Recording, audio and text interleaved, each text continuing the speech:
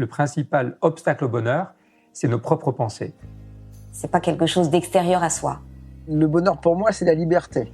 Pour moi, c'est très simple en fait, le bonheur. C'est juste être. Bienvenue sur le podcast C'est quoi le bonheur pour vous ? Je m'appelle Julien Perron, je suis le réalisateur du film C'est quoi le bonheur pour vous ? Pendant plus de 4 ans, je suis parti à travers le monde pour interviewer 1500 personnes autour de cette question fondamentale. À travers ce podcast, on parlera bien-être, développement personnel et médecine douce. Je vous souhaite un merveilleux voyage sur la route de la connaissance de soi.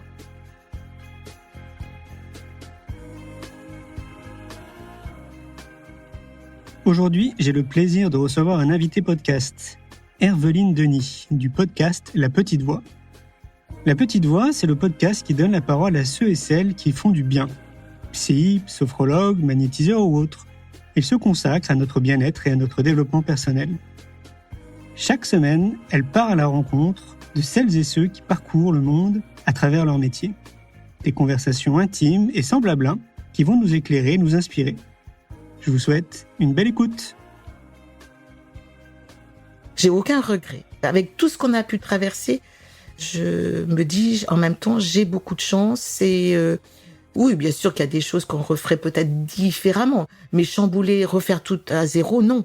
La petite voix, la petite voix, la petite voix, la petite voix. Bonjour, je suis Herveline et j'ai le plaisir de vous présenter La Petite Voix, le podcast qui donne la parole à celles et ceux qui nous font du bien. Ils sont psy, sophrologues, magnétiseurs ou autres et se consacrent à notre bien-être et à notre développement personnel. Que vous soyez sceptique ou convaincu, vous serez sûrement curieux de leurs histoires. Quel chemin ont-ils parcouru pour choisir ce métier dédié aux autres ? En quoi consiste leur pratique et que leur apporte-t-elle ? Voilà les questions que je vais leur poser lors de ces conversations intimes, sans blabla. Des conversations qui vont nous éclairer, nous inspirer. Si vous aimez ce podcast, dites-le moi avec des étoiles, des bonnes notes et des commentaires sur votre plateforme de podcast favorite. Ça aide vraiment à le faire découvrir à d'autres personnes. Retrouvez-moi aussi sur Facebook, Instagram et YouTube en cherchant simplement La Petite Voix le podcast. Alors, prêt à écouter La Petite Voix pour entendre la vôtre ? La Petite Voix le podcast, c'est parti !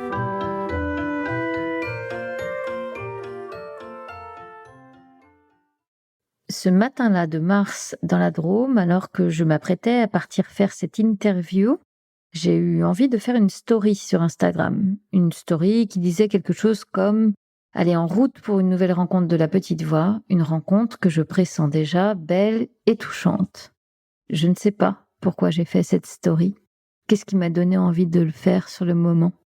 Enfin, si, maintenant, je sais, et vous aussi, vous allez bientôt savoir. Je ne sais pas non plus quel mot choisir pour vous présenter Françoise Mazidji. Lumineuse, sage, inspirante, résiliente, souriante.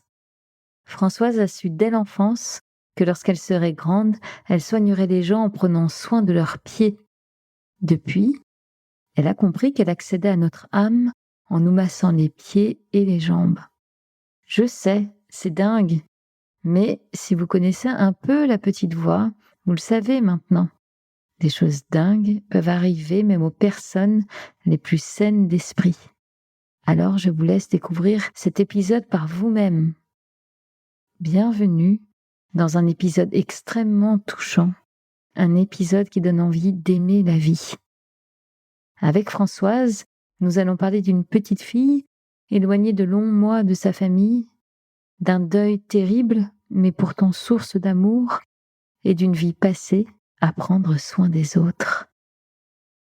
Bonjour Françoise et bienvenue dans La Petite Voix. Je suis ravie de vous accueillir. Enfin, en tout cas, c'est vous qui m'accueillez puisqu'on est dans votre chalet aujourd'hui à Montélimar. Est-ce que pour commencer, vous pouvez vous présenter en quelques mots, s'il vous plaît ? Ok, je m'appelle donc Françoise Mazidji, j'ai 70 ans.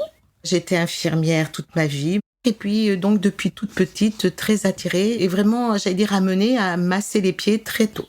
Oh, on va en reparler parce que c'est pas n'importe quel type de massage de pied que vous nous proposez. Non, exactement. Bon, en tout cas, moi, je suis ravie déjà d'être ici en Drôme pour vous rencontrer. Et ce qui me réjouit d'autant plus, c'est que quand on s'est parlé par téléphone, là, avant de se rencontrer, vous m'avez dit, Herveline, je sais pas si on va pouvoir faire un épisode parce que vraiment, la manière dont je pratique mes massages et cette médiumnité, c'est vraiment un truc un peu étrange et jamais vu. Et donc là, moi, je me suis dit, mais absolument, ça me plaît beaucoup. Parlons-en, c'est génial. Au contraire. Donc voilà, on est là aujourd'hui et vous avez commencé à l'évoquer un petit peu votre parcours et j'aimerais qu'on commence par ça. Parlons de cette petite fille là qui était déjà très reliée, connectée à quelque chose. Est-ce que vous pouvez m'en dire plus ? À 5 ans, j'ai été coupée de ma famille pendant quelques temps puisque j'ai eu une primo-infection. C'est un début de tuberculose en fait. Ok. Voilà. Donc je suis originaire de la région de Grenoble. Donc Ok. voilà, j'étais à Tess pendant 9 mois. C'est dans le massif de Beldon. Donc ça veut Et dire après, que vous étiez très loin de votre À famille là ? l'époque, je suis née en 52, donc Et ouais. effectivement, ça faisait très loin. Donc c'était une période très très compliquée pour moi. J'étais très souvent isolée parce que température, puis j'étais très malingre à l'époque aussi. Et tout. Donc Je me retrouvais souvent toute seule. Donc non seulement vous étiez coupée de votre famille à 5 ans, on imagine Voilà, les combien sentiments c'est d'abandon, je compliqué. sais ce que ça veut dire. Oui, j'imagine. Donc non seulement on vous coupe de votre famille, mais on vous coupe potentiellement des autres enfants, parce que j'imagine que là, ces lieux, il y avait plusieurs enfants malades en fait, c'est oui, ça, c'est oui, un oui. hôpital pour les enfants qui souffraient de tuberculose. Voilà. Du coup, ça m'a permis aussi de voir la médecine autrement. Alors, je suis quand même issue de familles où il y a énormément de médecins, infirmières. Voilà. Ma maman était une des premières psychomotriciennes de son époque. C'était le premier jet de l'examen, en fait. Génial. Voilà, Ok, donc vous avez baigné dans j'ai cet baigné environnement-là, là-dedans. en fait. Exactement. Ça m'a aussi appris à regarder la nature, la vie d'une autre façon, les gens d'une autre façon. Et c'est vrai qu'à 5 ans, j'aimerais et je serais infirmière. Je masserais les pieds. À l'époque, je me disais, je dois aller au LADAC. Non, mais Voilà. Et comment le LADAC en n'existait aviez-vous pas encore. même l'idée? Voilà, Je c'est sais. ça. Voilà. Donc, des perceptions des autres personnes. Maintenant, on appelle ça des auras. Pour moi, c'était devenu naturel, en fait. Et ça, c'est venu avec la maladie. Vous ne l'aviez pas avant? Avant, je me rappelle pas. Mais il y a tellement eu de points forts pendant cette période-là qu'il y a des souvenirs qui se sont ancrés. En plus, 9 mois, c'est amusant parce que, enfin, je veux 9 dire, mois, c'est une gestation. C'est ça. Ouais. Et là, en fait, il y avait en gestation cette petite Françoise très connectée, en fait. Je pense. Mais dans la famille, quand même, il y a beaucoup de personnes très sensibles. C'est une jolie façon de le dire. Voilà. En fait, ce qui est étonnant, c'est qu'il y a deux dimensions paradoxales, mais qui fonctionnent ensemble. Là, dans votre récit, c'est d'un côté la violence de cette solitude et qu'on vous coupe comme ça de vos proches. Vous aviez des frères et sœurs? J'ai un frère, mais par contre, à la maison, maman, de par son métier, et avant d'être psychomotricienne, elle était éducatrice spécialisée donc dans un EMP. On était dans une réalité de la vie où j'ai été très consciente au départ que j'ai baigné dans l'amour. Ça a été vous un avez point eu fort. ça? Ah Ouais. oui, ah oui. Je me suis quand même bien sentie très rapidement différente des autres, déjà par cet amour qui était là. Donc vous avez mesuré votre chance, en fait, c'est ça que j'ai vous êtes en mesuré train ma de dire. chance très très tôt. Parce qu'en plus, il faut Très remettre tôt. un peu dans un certain contexte. Là, on est juste post-Seconde Guerre mondiale. Oui. C'est quand même pas l'image que j'en ai. Hein. C'est pas la génération la plus à l'aise avec les émotions, avec Non, l'affection, mais l'amour. j'ai vraiment Mais là, on vous, a c'était le baigné cas. dans cette famille. Ah oui, oui, oui. Une famille vraiment extraordinaire. On a vraiment baigné dans l'amour. Alors, c'est certain qu'il y a eu le côté religieux, peut-être, d'un côté et de l'autre. Intéressant. J'avais 3 grands-oncles qui étaient pères blancs. C'est quoi, un père blanc? Alors, c'était des religieux qui étaient en Afrique. Oui, donc ça faisait partie intégrante de la Voilà. culture familiale, quoi, de la Donc, tradition le respect familiale. de l'autre, l'accueil de l'autre, il y a beaucoup de choses qui ont été ancrées à ce moment-là. Et ça faisait partie de mes valeurs. Pour moi, c'était naturel. Voilà. Donc, aborder l'autre n'a jamais été un problème pour moi. Au contraire. Oui, au Ok. contraire. Maman accueillait beaucoup de monde parce qu'il y en avait qui n'avaient pas de parents Oui. ou dont les parents ne pouvaient pas s'occuper Eh ou oui. ne désiraient pas s'occuper. Ouais. Donc, en fait, avec mon frère, on a toujours appris à aussi ce partage. On connaissait pas la jalousie. C'est vraiment la Nous, tribu, en fait, c'est une sans tribu, s'élargit. C'est parce pas que la... c'est souvent l'été, on est 18 à table, facile. Encore et maintenant tout ça, voilà. Alors, c'est pas les amis, c'est la famille, mais la famille, pour nous, c'est vraiment... Ah oui. Elle tient une encore place maintenant. prépondérante, Ah en ouais, fait. ouais. Ah, Ah ok. Et je reviens à cette petite fille-là, qui est donc dans le préventorium. Il y a à la fois, d'un côté, la violence de cette solitude Oui. et de ce que vous percevez évidemment comme un abandon. J'ai eu énormément de manques. En plus, quelque chose qui est un petit peu sordide, mais vous voyez, dans ce préventorium, quand on parle de maltraitance, je l'ai vécu. C'est-à-dire que de par les traitements que j'avais des nausées, je pouvais pas manger comme beaucoup à cet âge-là, avec plein d'appétit et tout. Et je me rappelle parfaitement, parce que j'ai la scène devant moi, on avait une purée de pois cassés, ça m'a donné une nausée, j'en ai vomi, et on m'a obligée à remanger mon assiette avec le vomi dedans. Donc, je vous dis bien, il y a des choses qui se sont déterminées en disant jamais, jamais, jamais. Et effectivement, je me suis tenue à jamais. Jamais quoi? Jamais je ne serai maltraitante? Jamais de maltraitance, le regard, le faire attention à l'autre, écouter l'autre, écouter ce que ça voulait dire, le désir de l'autre aussi et tout. Voilà, prendre soin de l'autre. Quand je disais c'était infirmière, j'avais une vision bien particulière de l'infirmière. C'est-à-dire? Ouais. Eh ben, c'est la personne qui vient prendre soin de l'être, mais de l'être profond. Et en fait, par aussi le massage de pied, j'avais cet accès à cet être profond. C'est-à-dire qu'il y a la façon d'être et tout ça, mais le masque, la plupart du temps, est là. Oui, bien sûr. Autant pour les enfants que pour les adultes. Et en fait, par le massage de pied, les mains, pour moi, c'est moins facile, mais j'avais pas autant d'accès, en fait, à l'être profond. Vous, votre truc, c'est le pied, quoi. Ah ouais, c'est ça. Prends le pied des autres. Mais en fait, c'est comme si de cette cruauté, appelons-le comme ça, de cette cruauté que vous avez vécue, est née cette lumière-là. Ah oui, et j'ai pas dérogé. Toute ma vie, j'ai entendu, mais pourquoi tu fais pas médecine?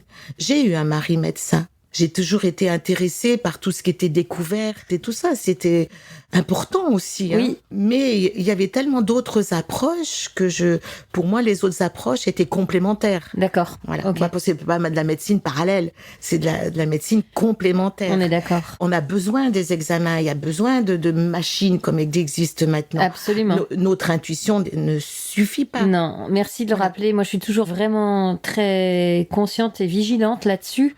Dans un podcast, on parle beaucoup de thérapie alternative. Je fais toujours attention aussi à faire passer le message de ne pas rejeter l'approche traditionnelle qui est complémentaire. Bien sûr, il faut rester vigilant et pas non plus foncer tête baissée en disant je ne veux plus de ci, je ne veux plus de ça. Oui, on est d'accord. Au niveau des traitements. La façon de penser, c'est autre chose. Oui, là, c'est autre chose, mais on est bien d'accord. Merci de le rappeler. C'est pas parce qu'on pratique et qu'on adhère aux approches alternatives qu'on doit rejeter des traitements conventionnels. Et d'ailleurs, pour moi, c'est vraiment un signal d'alarme. Attention, un thérapeute qui vous dit d'arrêter, par exemple, un traitement conventionnel, on part assez vite. Voilà, exactement. Ok. Merci pour cette parenthèse. Donc, pour en revenir à cette petite fille, c'est vrai que très tôt, la notion d'épreuve, la notion de traverser quelque chose de difficile, j'ai su ce que c'était. Mais en même temps, il y avait toujours une lumière au bout. Je peux dire que dans ma vie, j'en ai vécu des souffrances. Hein. On a un enfant qui est décédé à 18 ans. On a l'accompagnement de mon mari, puis de par mes patients. Mes patients, c'était ma famille aussi. Pour moi, il y avait pas, c'était pas des clients. Oui. En fait, à travers chacun, on a un bout de soi. Oui. Donc, il faut garder ça aussi au fond de soi, de notre cœur et de notre tête, en disant que, effectivement, automatiquement, il y a quelque chose qu'on va apprendre à travers l'autre et qu'on va pouvoir donner également. Cette petite fille là de 5 ans qui se dit ok, il y a des épreuves dans la vie, mais au bout il y a de la lumière. Est-ce que ça vous vient tout seul ou est-ce que peut-être en parlant avec votre maman, enfin, est-ce que ça vient de l'extérieur ou vraiment de vous profondément? De moi profondément. Quelle sagesse à 5 ans. Oui, mais liée à l'épreuve que vous étiez en train de. Bien sûr. Oui. Et quand même, vous avez des ressentis, une sensibilité. Déjà qui commence à être présente. Donc vous dites, vous voyez l'aura des personnes, concrètement, ça se passe comment? Je peux pas expliquer parce que pour moi c'est comme ça. Oui, mais alors pardon, excusez-moi. Pour moi, je veux dire, c'était naturel. Mais qu'est-ce que vous voyez? Que plus tard, et quand je dis plus tard, ça a été peut-être au-delà de mes 20 ans, Quand j'ai lu certains livres ou discuté avec des personnes, on m'a dit, mais ça s'appelle l'aura. Mais c'était quoi? Ça ressemble à quoi alors pour la néophyte que je suis? Moi, j'en ai jamais vu. C'est un halo lumineux, Ok. surtout pour moi au niveau de la tête. Parfois, je vois le corps entier suivant comment ça se passe. Mais voilà. Ok. Donc, effectivement, il y a des moments, je voyais qu'il y avait des choses qui se passaient à côté, quoi. Que Oui. l'aura était à côté. Pour moi, tout le monde devait voir ça. Mais oui. Donc, C'était votre normalité? Voilà, c'était ma normalité. Ok. Donc vous ressortez quand même de cette épreuve-là, des 9 mois, vous revenez chez vous avec cette sagesse et cette... Alors, effectivement, on m'a toujours dit après que j'étais une enfant raisonnable. Ah, c'est vrai. Est-ce que vous n'étiez pas avant alors? Si, quelque part, je l'ai toujours été quand même. D'accord, Hein. ok. Voilà. Et ce qui est drôle, c'est que donc vous avez suivi cette intention-là, que s'était donnée cette petite fille-là, de devenir infirmière, de masser par les pieds. Oui. Vous grandissez, en fait, avec... c'est amusant parce que c'est comme si vous aviez votre plan de route qui était très très clair. Quoi. Mon Le plan de- GPS, ah c'était oui. très... Vous savez Ah où oui. vous allez, quoi. Ouais. Donc vous grandissez comme ça, vous suivez vos études jusqu'à devenir infirmière, donc? Exactement. Ok. Ouais, à l'époque, elles étaient encore en 2 ans. Ah, 2 années. C'était ok. la dernière année que c'était en 2 ans, donc je peux vous dire que c'était du concentré. Et j'imagine. Donc vous avez pratiqué comme infirmière, si je dis pas de bêtises, vous m'avez dit pendant 42 ans. 42 ans, voilà. Puis après, j'ai été en libéral Ok. à Montélimar. J'aimerais revenir sur cette expérience comme infirmière. On entend combien vous étiez heureuse dans ce métier-là. Qu'est-ce que ça vous apportait? Qu'est-ce qui rendait ce métier si beau pour vous? Les échanges, pour moi, être malade, ça veut dire qu'à un moment donné, on n'était pas en accord avec soi. Ou on n'a pas entendu ce que les autres disaient. Donc du coup, à travers les patients, essayer de trouver qu'est-ce qui les avait amenés en fait à être malades, à avoir eu un accident, et trouver avec eux la meilleure façon de pouvoir en sortir, de pas retomber dedans, de pouvoir guérir beaucoup plus vite. Donc j'avais des sensations vraiment au fond de moi, et que ça soit les ouvrages de Lise Bourbeau, Oui, ou- les 5 blessures oui, de l'âme, puis même c'est ça? au niveau des maladies, Ok. voilà. Et puis il y a Annick de Souzenel. Quand je l'ai lu, j'ai dit mais elle pense comme moi, elle met des mots sur ce que je ressens. Et il faut savoir aussi qu'infirmière, auparavant c'était les religieuses. Oui, c'est C'était vrai. essentiellement Oui, les oui, religieuses oui. qui prenaient soin des autres. Et donc finalement, les religieuses, c'était le don total, avec pas oui. de rémunération au bout du compte. Oui. Donc après, ouais. ça a été beaucoup plus compliqué Bien pour sûr. mettre nom sur une profession. Eh oui, absolument. Ouais. Et donc je reviens à l'infirmière que vous étiez, très à l'écoute de vos patients, très même déjà dans une forme d'accompagnement. Alors l'accompagnement, depuis même mes études, il y avait quelqu'un qui devait décéder dans le service, c'était avec moi. Parce que vous étiez au chevet des personnes qui décédaient, Alors oui, elles étaient dans mon service, mais vous étiez présente au moment du Ah, dernier ouais. souffle. pratiquement tout le temps. C'est ce que font les passeurs d'âme. Est-ce Eh que ben, c'est alors, comme en ça plus- que maintenant vous le voyez? Ouais, oui. Ok. Ouais. Ok. Oui, c'était vraiment là. Et en plus, apaiser, réunir des familles. J'ai vécu des moments extraordinaires. Des enfants qui s'occupaient des parents parce qu'ils devaient s'en occuper. Et finalement, que les derniers instants soient vécus complètement autrement, de se prendre dans les bras, dire que finalement, on s'est aimé, qu'on a fait comme on a pu, qu'on se pardonne et tout. Je fondais en larmes et d'amour quand j'avais ça. Et alors, ce qui m'a aussi toujours interpellée, c'est que les miens, ma famille, je n'ai jamais pu, jusqu'à mon mari, accompagner. Mon mari, je l'ai accompagné jusqu'au bout, jusqu'à son dernier souffle, alors que tous ceux de la famille, comme on est très, très, très, très nombreux, non, eux, ils n'avaient pas besoin de moi. Ah, c'est Ouais. étonnant. Alors que dans les patients, ouais.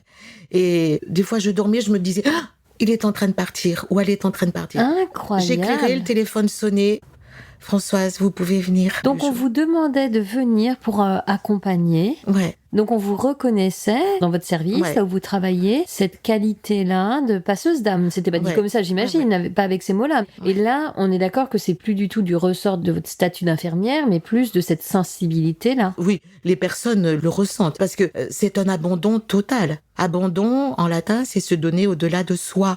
Donc, faut vraiment avoir quelque chose qui soit dans la similitude pour que la personne puisse lâcher prise et partir tranquillement. Donc cette sensibilité-là que on l'a compris très tôt, elle est là, elle est présente, mais effectivement, comment l'assumer, comment la comprendre et comment se l'approprier dans votre vie professionnelle et même personnelle. Enfin, par exemple, votre mari, à quel moment vous lui dites je crois que je vois des trucs et des couleurs autour des gens. Très hermétique pendant très longtemps. Ah ouais. Bien qu'il pouvait aider en homéopathie, tout ça. Donc il n'est pas tombé sur n'importe quelle femme quand même. C'est ça qui est amusant. Mais c'est vrai. Regardez, dans le chalet, c'est lui qui m'a aidé. Donc c'était une belle reconnaissance. Et oui. Même s'il ne mettait pas les mots dessus. Mais les dernières années où il a été très fatigué, là, il a lâché prise totalement. Il était malade, hein, vous m'avez dit. Voilà. Ouais. Et donc une grande souffrance avec ce sentiment que j'ai vécu d'impuissance. Mais quelque part, il s'est complètement ouvert. Donc, il a vraiment vécu, en fait, ce que j'essayais de lui dire depuis des années. Maintenant, finalement, je ne sais même pas si j'arriverai à le rattraper dans tout ce qu'il a pu lâcher prise et tout ça. Dans tout ce qu'il a acquis. Dans tout ce qu'il a acquis. Ok. Là, il a fait un bond, mais monumental. Et qui a dû l'aider au moment du grand passage. Quoi. Exactement. Je continue sur votre vie de femme, parce qu'on l'a évoqué aussi entre les lignes. Vous êtes devenue maman, vous avez combien d'enfants ? 3 enfants. 3 enfants. Ok. Une fille et 2 garçons. Mon mari était d'origine libanaise. Ça veut dire que vous avez élevé vos enfants dans une double culture, en fait ? Dans des doubles et triples cultures. Mais parce que j'ai 3 cousines mariées avec des Vietnamiens. C'est amusant, il y a une histoire aussi avec le Vietnam dans votre famille. Enfants, alors donc Philippe Samy qui est décédé, c'est un enfant à 7 ans qui savait faire des équations, qui savait les réaliser, qui nous parlait de maître spirituel. Il n'avait pas 16 ans, il était en fac de maths appliquées. À 10 ans, il apprenait le japonais, le chinois. Il fallait lui faire de la bouffe asiatique depuis tout petit. Ah, il avait un lien quand Très même, fort. quelque chose qui le reliait. Ouais.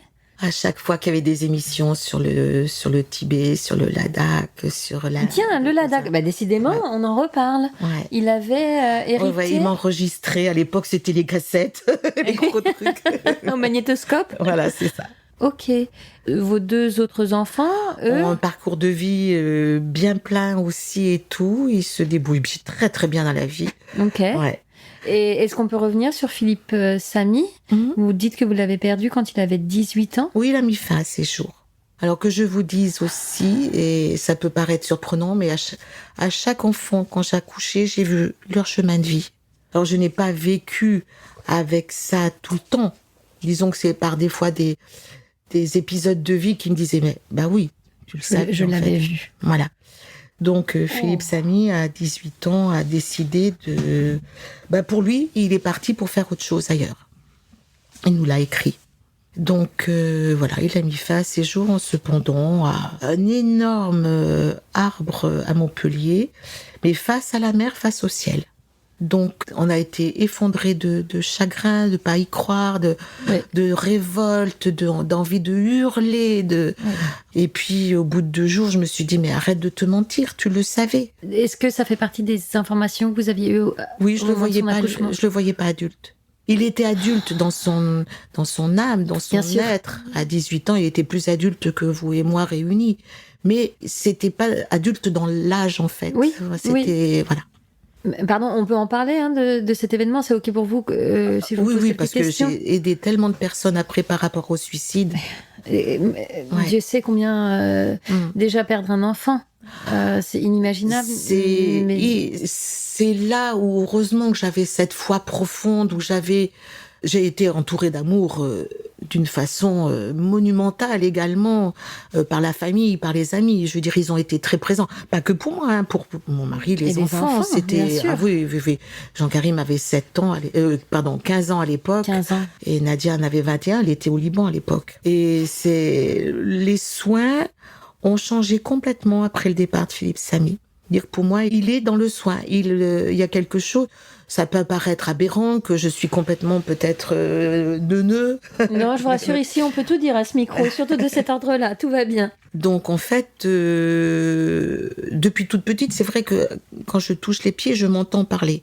Je sais que c'est pas moi qui ai fabriqué l'image voilà. Pareil pour les patients que j'accompagnais en fin de vie. Je me disais, mais comment tu peux dire ça? Tu le sais pas.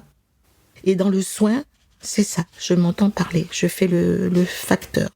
Et Philippe Samy est là. C'est-à-dire que il y a une sensibilité qui s'est accrue au niveau de la lecture des pieds.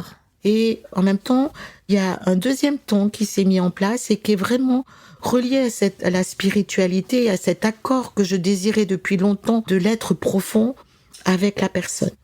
Je sais que j'ai pu avoir accès à travers cette énorme souffrance et à travers cette épreuve.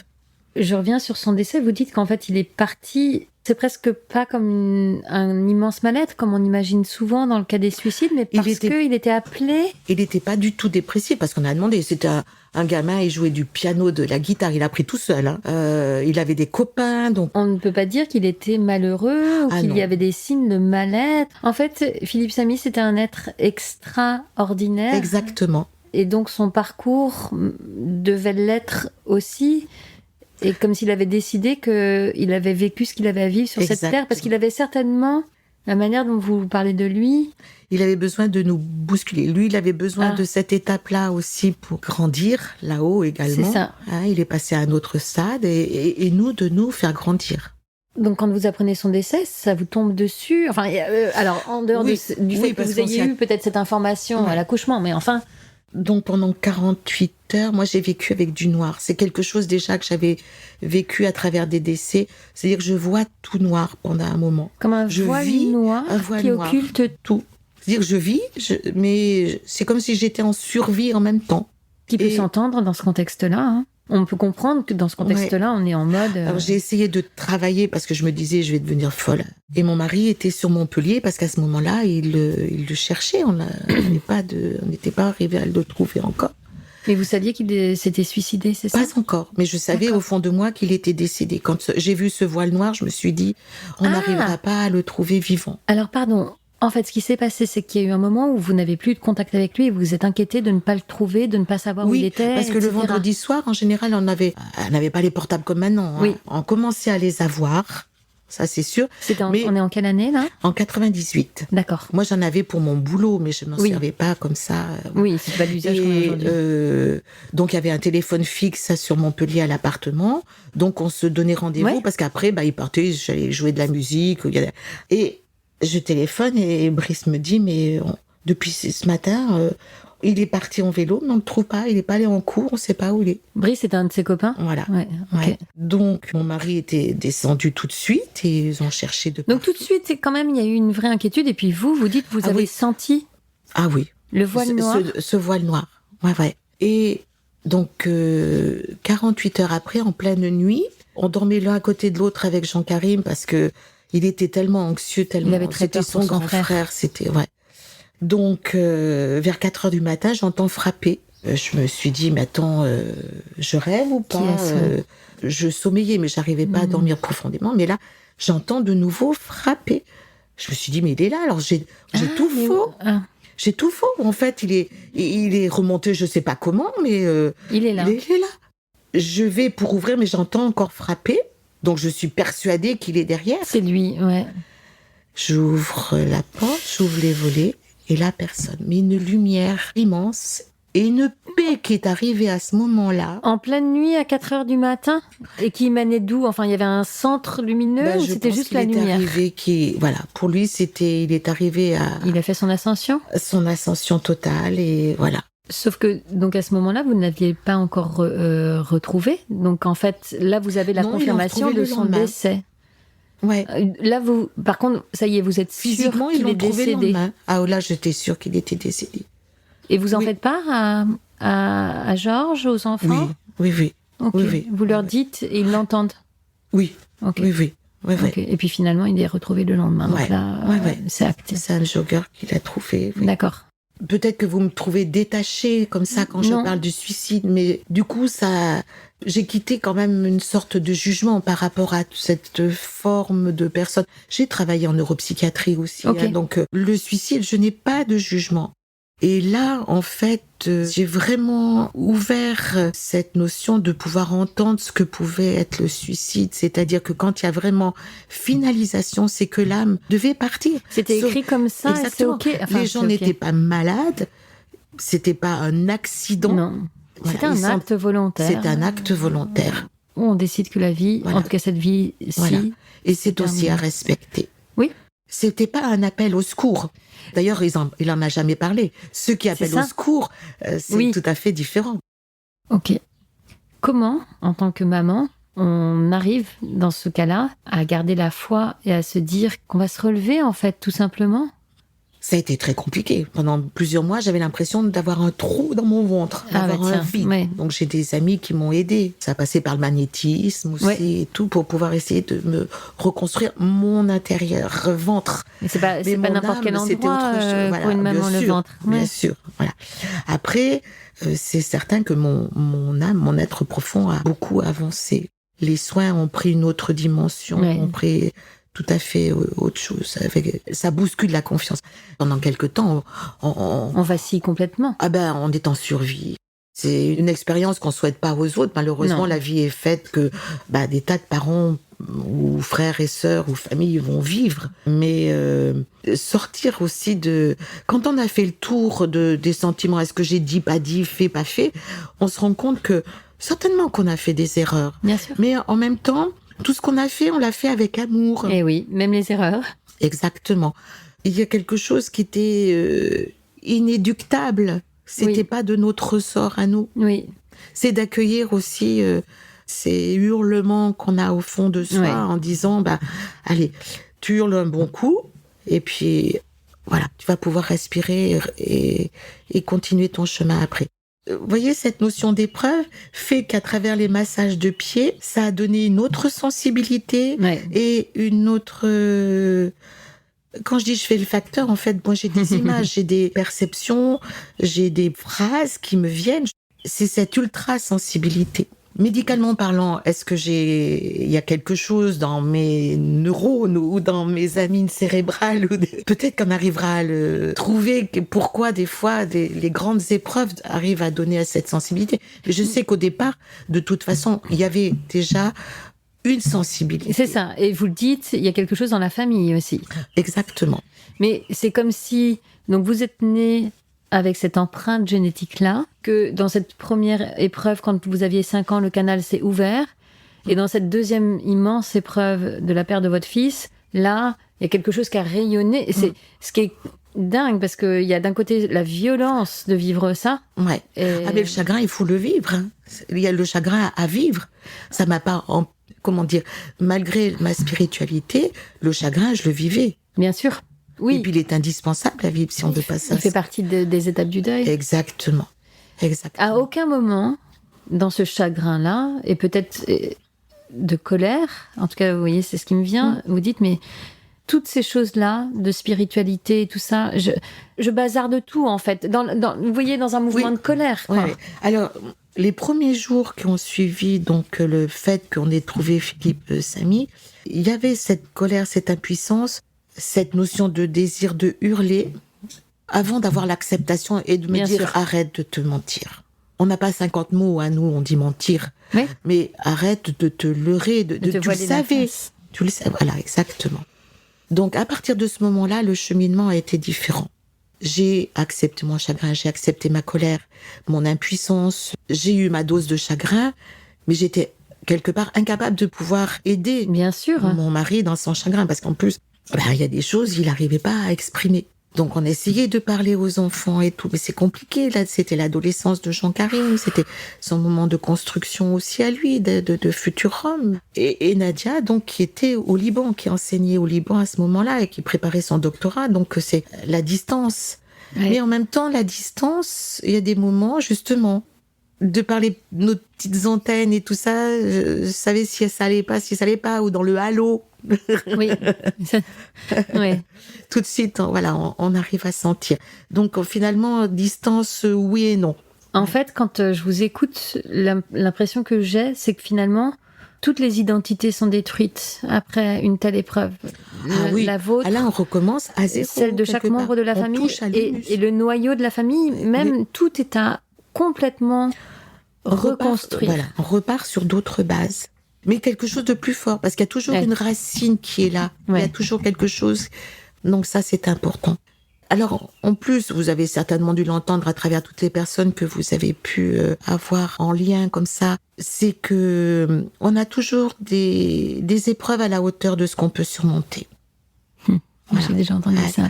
Donc, même si elle paraît énorme, on y arrivera. Qu'on mette un jour ou 20 ans, c'est pas important. Notre temps, il est à nous. Là-haut, il n'y a pas de temps, hein. C'est nous qui l'avons mis sur Terre, c'est l'être humain.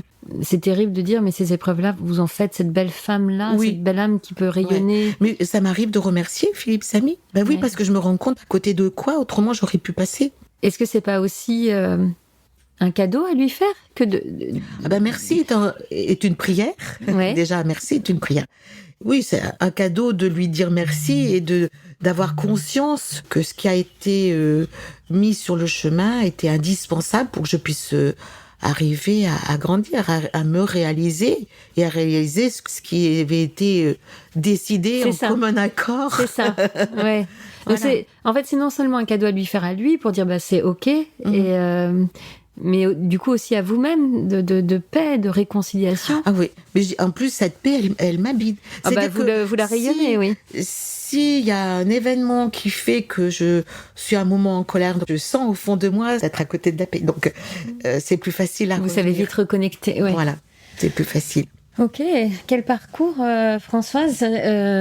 Les mots me manquent, mais j'aimerais qu'on parle, parce que du coup, on n'a pas encore vraiment évoqué dans le détail la manière dont vous travaillez aujourd'hui avec ces massages. Alors déjà, ce que je crois comprendre, c'est que même en étant infirmière, d'ores et déjà, vous pratiquiez ces massages des C'est pieds. facile quand on a des patients, Eh oui. quand ils sont très fatigués. On peut masser facilement un pied, une main, ou voilà. Donc pour moi, c'était naturel. Mais je demande toujours quand même, hein. Bien sûr. Voilà. Mais donc déjà, Mais ça se faisait naturellement. Voilà. donc ça veut dire que à travers vos soins d'infirmière, quand vous aviez cette occasion-là de masser les pieds, les mains, déjà vous connectiez avec ces profondeurs d'âme de la personne que vous aviez auprès de vous.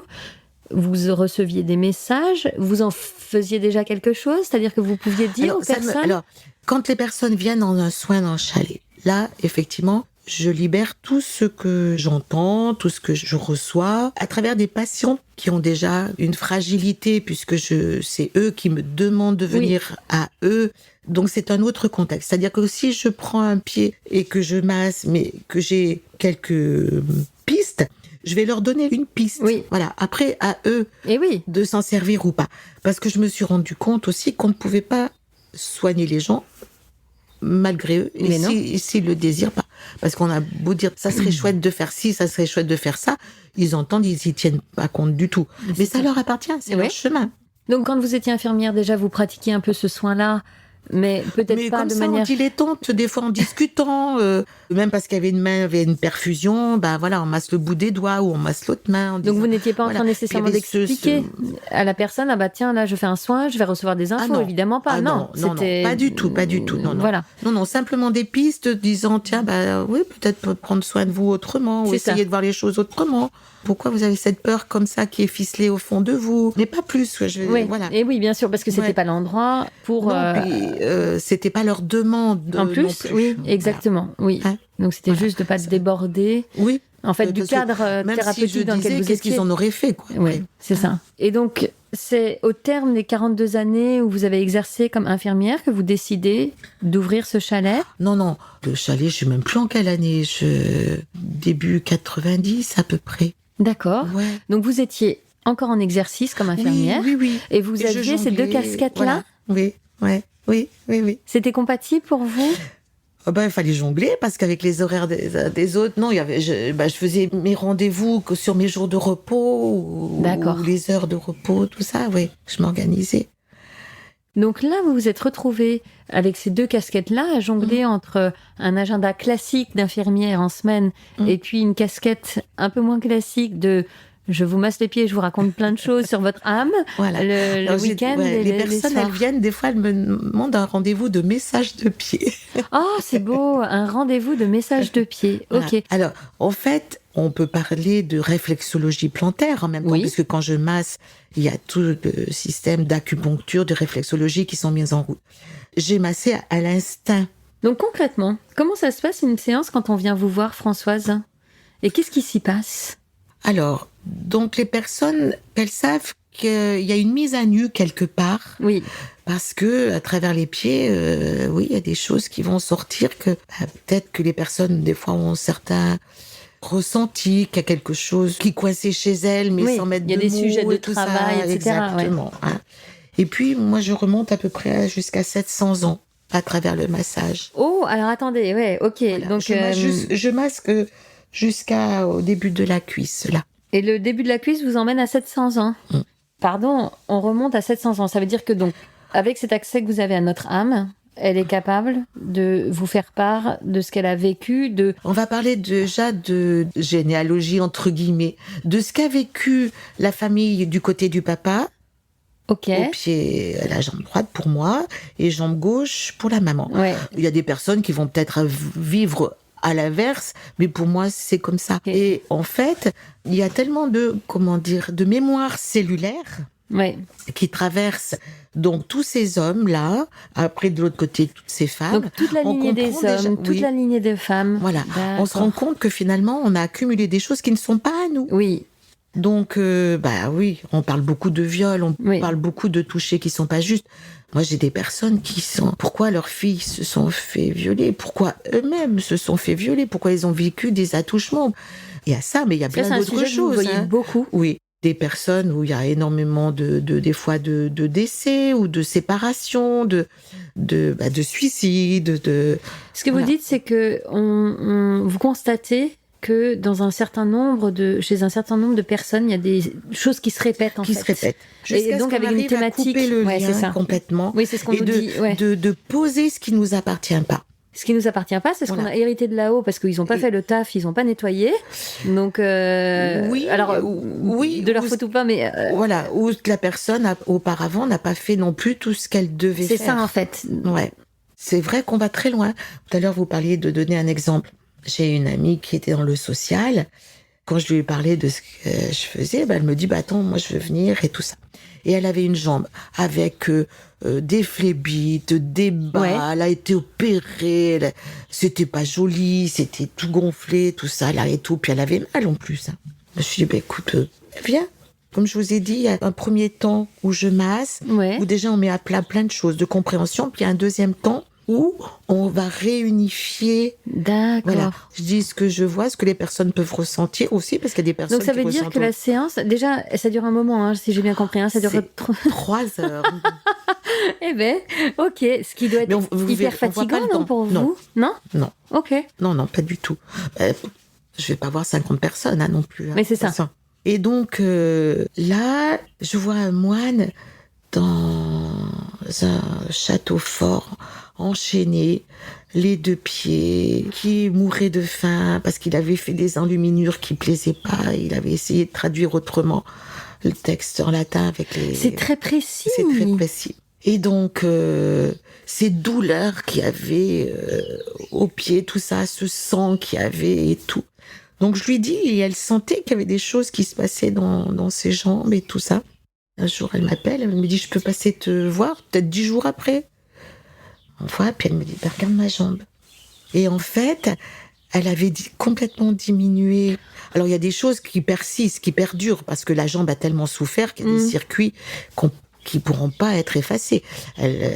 Voilà, en période de grosse chaleur, elle met D'accord. toujours des collants. Mais il n'y a pas eu besoin d'être réopéré depuis. Incroyable. Et sa jambe a dégonflé. Il fallait nettoyer cette mémoire-là. Voilà. Vous voyez les vies antérieures, vous voyez les lignées, vous voyez des choses de notre vie de maintenant, là. Vous êtes capable de connecter, de dire, tiens, il y a quelque chose avec votre enfant. Est-ce que vous avez Alors, s'il y a des choses comme ça avec les enfants, c'est que c'est une répercussion d'avant. D'accord, donc vous allez remonter, vous allez pouvoir, vous ressentez qu'à l'instant T, la Voilà. personne que vous soignez avec son enfant, il y a une histoire. Alors, des Vous fois, allez le creuser. devenir, je peux avoir accès à ce devenir. Ah, vous Mais- pouvez avoir accès au devenir. Mais c'est pas systématique, hein, attention. Et c'est pas le but du c'est soin, pas le en fait, but on du est soin. d'accord. C'est pas le but du soin. Vous, le but, c'est de vraiment d'enlever ces pelures d'oignons Voilà, pour retrouver notre centre, en fait. voilà, c'est ça. Ouais. À quel moment vous avez décidé d'arrêter complètement d'être infirmière pour ne vous consacrer moi, plus c'était qu'à ça? non, j'ai attendu ma retraite. Ah, ok, donc J'avais quand même aussi, en même temps, ce maintien de pied sur terre. ah, c'est intéressant. Alors, c'était Oui. pas. Quand vous parlez de maintenir les pieds sur terre, c'est vraiment pour pas partir complètement dans la spiritualité ou l'ésotérisme, ou c'est aussi, soyons terre Parce à que terre, j'ai il faut une matériellement famille, pour il y a gagner. quand même, voilà, il y a quand même quelque chose aussi. J'ai une maison à C'est ça. entretenir. C'est important de garder aussi ses pieds sur terre. De ne pas c'est pas- partir complètement dans Non, ce monde invisible-là. Non, Ce serait tentant parfois? Ça peut être tentant parce que c'est vrai que ça peut être libérateur, ça peut être rassurant, ça peut être... Est-ce qu'il y a un côté un Est-ce peu qu'il y a- bisounours et du coup c'est voilà. Ça peut l'être, mais faut se dire quand même que tout ce qui est ici-bas est pareil en haut, hein. Ouais, ok. Donc faire attention. D'ailleurs, dans le Notre Père de notre religion chrétienne, sur la terre comme au ciel, Oui, c'est vrai. c'est Oui. que vous avez tous les étages Ouais. à l'identique d'ici. Oui. Donc il faut Hein pas. C'est intéressant. On a parfois une vision un peu, ouais, j'allais dire bisounours. Enfin voilà, oh ça doit être très joli. En fait non. Oui, mais pas que. Mais pas que, exactement. Qu'est-ce que ça vous apporte à vous, Françoise, encore aujourd'hui, de pratiquer ces soins? Ah, moi, je suis dans l'étonnement, je suis dans la joie. Malgré tout ce qu'on a pu traverser, je suis vraiment heureuse de vivre et de ma vie et de pouvoir aider les autres. C'est un cadeau. J'ai envie de terminer avec quelques questions traditionnelles. Dites-moi. Alors, ma première question, qui est du coup un peu idiote, mais enfin, Il y a c'est rien une question d'idiot. Non, mais S'il vous y a allez une voir. question, il y a rien d'idiot. Ouais, mais vous allez voir qu'on a eu la réponse depuis 1 heure qu'on se parle, mais c'est pas grave. Est-ce que vous écoutez souvent votre petite voix? Ah bah oui. Vous voyez qu'elle est un peu bête. Non. Alors, j'écoute, et ça c'est important aussi, c'est de faire très attention entre l'envie et le désir. L'envie, c'est la tête. Oui. Il n'y a pas de conscience dedans. Alors que le désir, il vient ventre. vraiment du ventre. Et c'est vraiment le désir, il part effectivement de notre chakra de base, Ok. de notre utérus pour nous les femmes, Oui. la prostate pour les hommes. Donc ce désir, il peut être érotique, bien sûr, mais il est bien Pas plus seulement. que ça. Ouais. Il est bien plus que ça. Ouais. Donc dans ce désir de faire quelque chose, on sait qui on est, on ne sait pas comment on sera après. Oui. Donc il faut énormément de confiance et ça veut dire qu'il faut sauter le pas. Parce que du coup, si on est pris dans un moment de mental, on peut avoir l'impression d'arranger des choses qu'on peut entendre Ouais. ou qu'on voudrait entendre. Ouais. D'ailleurs, quand on dit « je veux », c'est le mental. « J'aimerais Ah. » c'est le cœur. Intéressant Donc comme nuance. déjà, rien qu'en s'entendant parler, Ouais. on peut faire la différence sur quel niveau on est. Ok. Donc effectivement, on peut se fourvoyer complètement. Donc attention, vigilance Voilà. quoi là-dessus. Ouais. Ok. Est-ce que vous en avez déjà évoqué quelques-uns, mais est-ce qu'il y a vraiment un livre que vous avez envie de conseiller dans ce cheminement Alors, personnel? nous sommes femmes. Oh, Alors, nous sommes femmes. Non, nous sommes Ah. toutes les deux, nous Oui. sommes femmes. Oui. Vous pouvez lire Annick de Souzenel. Il faut le lire avec le cœur. Tous les ouvrages d'Annick de Souzenel, il faut lire avec le cœur, pas avec la tête. Si vous le lisez avec le mental, vous allez être vite saturé. Parce que vous vous rappelez pas, il y a des trucs, ça vous passera par-dessus. Vous lisez un premier jet, vous vous imprégnez. Vous lisez une Ça deuxième fois. infuse. Ouais. Voilà. Donc, il y a le féminin de l'être. Le féminin de l'être. Voilà. Maintenant, je voudrais savoir si vous avez un rituel quotidien pour alimenter votre ça, bien-être. de m'endormir, ça, c'est vraiment pour tout le monde pareil. C'est vraiment de retrouver la paix. Comment on fait pour retrouver la paix et Eh pas ben, penser faire le à ce qu'on point a à de faire la le journée. lendemain, etc. Faire le Ouais, point c'est de vrai. la journée. C'est vrai. Avant de passer au lendemain. Et ça peut être rapide en fait, mais Ça peut être très rapide parce qu'on sait très bien ce qui nous a contrarié, pas contrarié. c'est vrai. On peut passer une journée à se dire merci, puis une autre fois, Quelle journée.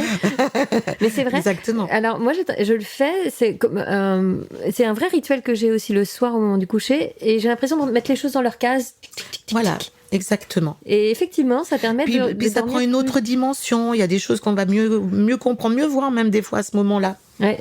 Oui, absolument. Ouais. C'est depuis très très très longtemps et ça devrait être même, j'allais dire, les parents devraient le dire C'est vrai. aux enfants depuis tout petit. C'est quoi. vrai. C'est quelque Ouais. chose. Voilà, être en paix avec toi pour que tu puisses après. Comme ça, on peut repartir d'une page blanche. le Exactement. lendemain, en fait. On Exactement. traîne pas nos casseroles de la Voilà. veille ou de l'avant-veille. Exactement. Ok. Ouais. Ma dernière question, Françoise, est-ce que vous êtes heureuse? Oui. Oui, à travers tout ce que j'ai pu vivre, oui, je suis heureuse. Vous savez, Françoise, ça vient de franc déjà. Ouais. Les francs, le peuple franc. Ouais. Hein, être franc. Moi, Voilà, j'ai horreur droit. d'un truc tortueux, machin et tout, là. C'est la France également, donc Ouais. quelque chose de très terre, Oui. Hein? Très ancré. ouais, très ancré. Ça veut dire la liberté également. Oh. Et également, ça veut dire la joie de vivre. Eh oui. Ouais. Ok. D'abord, j'ai toujours aimé mon prénom sans savoir exactement ce que ça voulait dire, même si c'était d'après-guerre et qu'il y en avait tout plein. Eh oui. Effectivement, c'était la joie Oui. de vivre aussi après. Eh oui. hein. Oui. Et quand j'ai compris la signification, j'ai encore plus aimé mon prénom. C'est magnifique. Vous le portez très bien, effectivement, Françoise. Vous le portez très bien. Et là, je me dis, mais qu'est-ce que mes pieds auraient à me raconter ou auraient à raconter à Françoise? Et je le sais, vous qui écoutez, vous dites la même chose. Donc, rendez-vous à Montélimar, alors. Merci beaucoup, Françoise. Merci à vous. Merci de tout ce temps. La Petite Voix, le podcast, c'est fini pour aujourd'hui. Si cet épisode vous a plu, s'il vous a inspiré, alors dites-le moi avec des étoiles, des bonnes notes et des commentaires sur votre plateforme de podcast favorite. Ça aide vraiment à faire découvrir La Petite Voix à d'autres personnes. Retrouvez-moi aussi sur Facebook, Instagram et YouTube en cherchant simplement La Petite Voix, le podcast. D'ailleurs, c'est sur ces pages que je vous raconte les coulisses de ma rencontre du jour et que vous trouverez toutes les références de l'épisode. Une dernière chose qui me tient vraiment à cœur, je serais ravie d'échanger avec vous sur vos impressions, de recevoir vos questions et vos suggestions sur les invités que vous aimeriez entendre. Alors, n'hésitez pas à m'écrire. Merci beaucoup et à bientôt sur La Petite Voix.